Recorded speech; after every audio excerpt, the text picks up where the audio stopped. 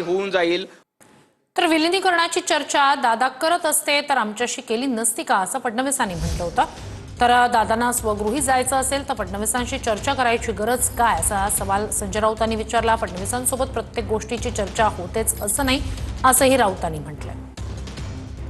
चर्चा कुठलीही अंतिम स्टेजला जर गेली असती तर अजितदादांनी आम्हाला सांगितलं असतं, आमच्याशी चर्चा केली असती। कुठली तारीख जर ठरली असती तर ते आमच्या सरकारमध्ये आहेत आणि सरकारमध्ये आमच्याशी शेअर न करता ते असा निर्णय घेऊ शकतील का?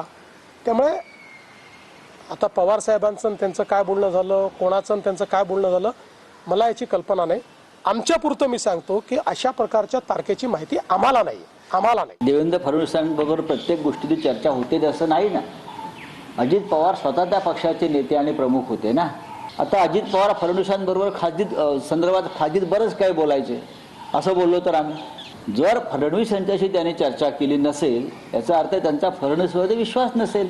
जर त्यांना आपला स्वगृही परत जायचा असेल त्यासाठी फडणवीस यांच्याशी चर्चा करण्याची गरज काय? फडणवीसांनी स्वतःच आत्मचिंतन करावं की त्यांनी माझ्याशी आयुष्यावर चर्चा का केली नाही। इतर 100 लोक बोलतात ते खोटं आणि फडणवीस म्हणतात ते खरं।